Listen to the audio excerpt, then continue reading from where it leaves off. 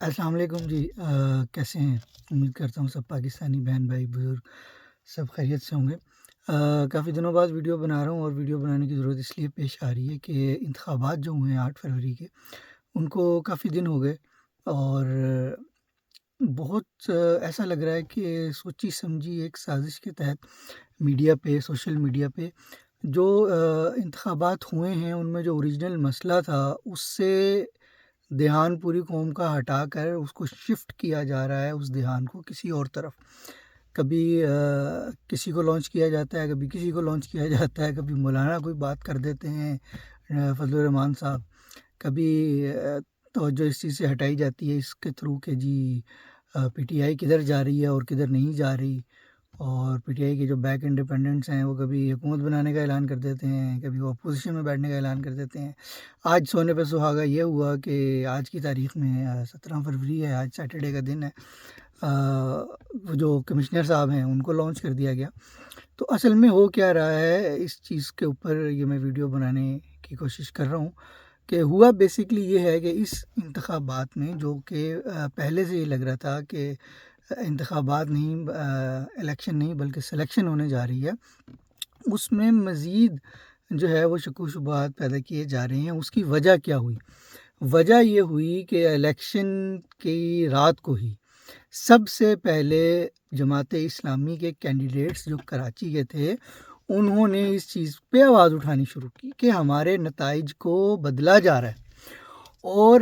50% نہیں، 30% رزلٹ نہیں، بلکہ بغیر کوئی فارم 45 آئے، بغیر 5% رزلٹ آئے، ایم کیو ایم سے جو ہے وہ کروا دی گئی پریس کانفرنس۔ ٹی وی پر بیٹھ کے حامد میر صاحب نے یہ باقاعدہ بتایا ہے کہ ایم کیو ایم کے ذرائع سے یہ معلوم ہوا کہ وہ تو کرنا نہیں چاہ رہے تھے پریس کانفرنس۔ انہیں کہا گیا نہیں تسی کرو، آپ پریس کانفرنس کر دیں۔ ان کو 18 سیٹیں یا 13 سیٹیں جتنی بھی جو ہیں وہ دی گئیں۔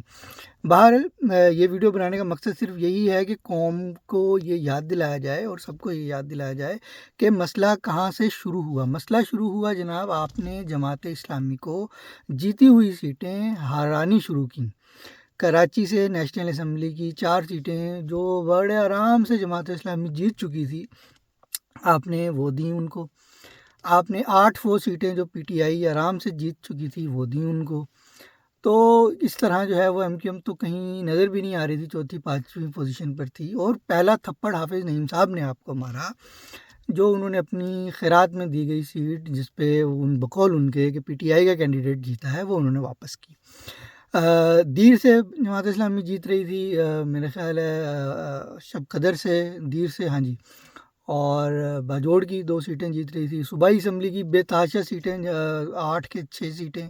وہ جیت چکے تھے، بلوچستان میں مولانا ہدایت الرحمان جیت چکے تھے۔ تو اس سب جگہ سے آپ نے اصل میں نقب لگائی ہے جماعت اسلامی کے اوپر، یہ تھا اصل مسئلہ۔ اچھا، اس کے بعد ہوا کیا ہے؟ ہوا یہ ہے کہ بڑی خوبصورتی سے میڈیا پہ، سوشل میڈیا پہ جماعت اسلامی کا نام لینا بھی لوگوں کو منع کیا گیا۔ ڈفرینٹ ٹی وی چینلز کو یہ فون گئے ہیں کہ جناب آپ نے نہ جماعت اسلامی کے کسی فرد کو بلانا ہے،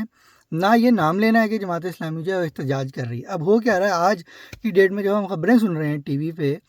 تو وہ خبروں میں بھی یہ آ رہا ہے، ڈفرینٹ ٹاک شوز میں بھی یہ آ رہا ہے کہ مولانا احتجاج کر رہے ہیں اور پی ٹی آئی احتجاج کر رہی ہے، یعنی کہ مولانا فضل الرحمان کا احتجاج بتایا جا رہا ہے کہ ہو رہا ہے، اور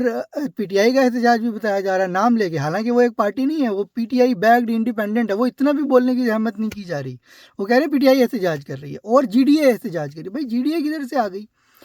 یہ کوئی نہیں بول رہا۔ میں آپ کے نام لے لیتا ہوں، حامد میر صاحب، شاہزیب خانزادہ صاحب، عباسی صاحب، آپ کی مسز مہر بخاری صاحبہ، منیب فاروق صاحب، نجم سیٹھی صاحب، اور یہ آپ کے جو ہیں حسن نثار صاحب، اور بڑے بڑے نام جو ہیں، بادامی صاحب، ماریہ میمن صاحبہ۔ آپ لوگ ہمت کریں نا، تو صاحب یہ کہہ دیں ایک دفعہ کہ یار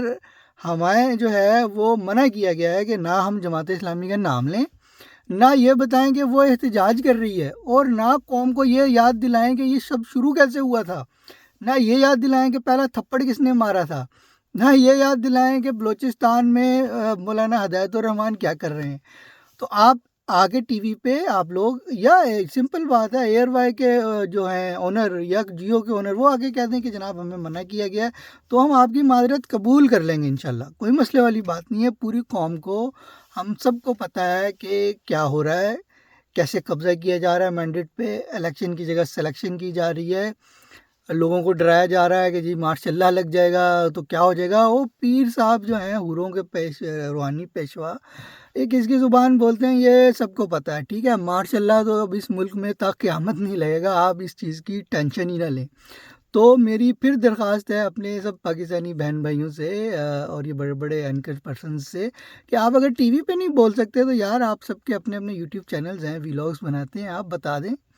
یہ چیمہ جو ہے جس کو گالیاں پڑتی ہیں پی ٹی آئی سے، بھائی آپ بتا دیں، عمر چیمہ صاحب، اعتزاز سید صاحب، آپ کر دیں اپنا کوئی ویلاگ اس بارے میں کہ اصل جو نقب لگائی گئی ہے وہ تو یہ ہے کہ ایم کیو ایم کو سیٹیں دی گئی ہیں جو کہ کہیں موجود ہی نہیں تھی۔ میں اپنے سب پاکستانی بہن بھائیوں کو کہتا ہوں کہ آپ لوگ بھی ویڈیو بنائیں اور سب کو یاد دلائیں۔ السلام علیکم۔